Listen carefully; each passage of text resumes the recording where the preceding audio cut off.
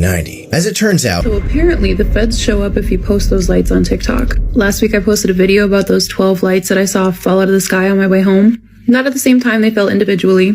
Well, my boyfriend's coworker also saw them and he caught them on film and he posted them on TikTok. And apparently they showed up to his door and he was asked to delete the video. And every time I use Cape Cod as a location tag, I get a notification stating that the video is restricted due to the location being an invalid location tag. So it's safe to say I was right about them not being shooting stars. Where's the AI that does my taxes? Huh? I don't know where's the AI that balances my stock portfolio?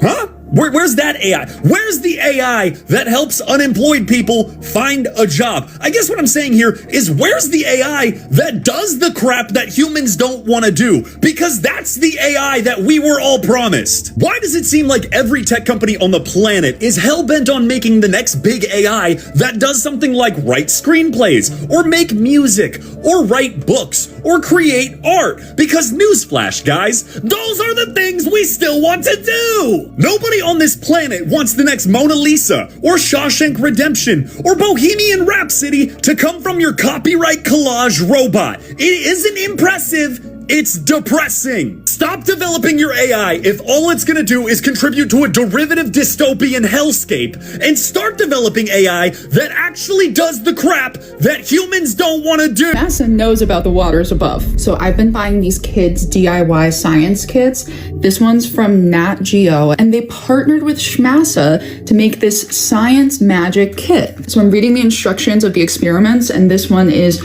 waterproof wonders. And basically you make your own aerogel, which is hydrophobic. So it makes things waterproof and like repels water. And there's a little did you know thing that has a picture of the rover. It says NASA has used aerogel to protect the Mars rover's electric components from super cold temperatures on the red planet. So they're waterproofing the Mars rover to protect it from the cold. This is revelation of the method to little kids. This is satire for entertainment purposes. Never burn candles in your home.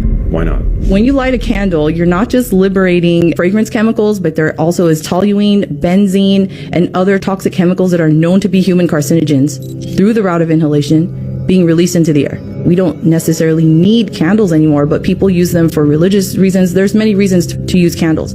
But when you are using a conventional candle with synthetic dyes, petroleum-based wax, and synthetic undisclosed fragrance in particular, you're releasing particulate matter, ultrafine particulate matter, which is the most hazardous type. So we really need to be careful, especially if you have kids. These chemicals are not just staying in the air, they attach to house dust and deposit on the surfaces of your home. So if you have a baby that's crawling around on the floor, putting things in his or her mouth, they're inhaling all of this and ingesting all of these particles. They cannot detoxify the way that adults can. Their bodies are developing, and these early life exposures have lifelong consequences. Discovered a massive money laundering scheme in California, and it has to do with this: homelessness. Some of you may have seen this headline: $24 billion gone missing. Gavin Newsom, no idea where it is, and this money was supposed to have gone to tackling homelessness. Well, I think I may have just discovered what happened to some of that missing money. Okay, so this is San Diego Mayor Todd Gloria. And he's been on quite the rampage in the last couple years, making all kinds of public housing deals. Except when you look into it, none of these projects make any sense. For example, $145 million for 407 units. Here's another one, $150 million, 270 units. This is absolutely bonkers. How is this going to solve anything? I mean, you walk around East Village in San Diego and it looks like a freaking dump.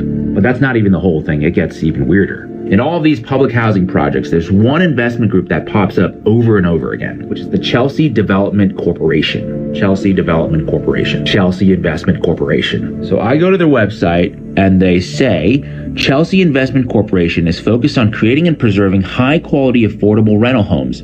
We take special pride in our ability to structure creative financing solutions that result in the development of award-winning housing that complements the surrounding neighborhood. And then I dig a little bit deeper, and we find out that the Chelsea Investment Group is an investment fund that is based in the Cayman Islands. These are definitely the guys that you want to get involved with. But their HQ is in California, 6339 Paseo del Lago, Carlsbad, California, 92011. Now it gets even sketchier. 6339 Paseo del Lago in Carlsbad is owned by this company called 13th and Broadway CICLP. 13th and Broadway CICLP is basically a shell company that's been formed by the Chelsea Investment Corporation. Diddy, I'm here for you, my brother, and like he's like wishing him well. Let's first ask Tyrese what happened to Paul Walker. Let's ask him that. What do you think happened to Paul Walker? I mean, the same that happens to everybody else who tries to come out exposing stuff.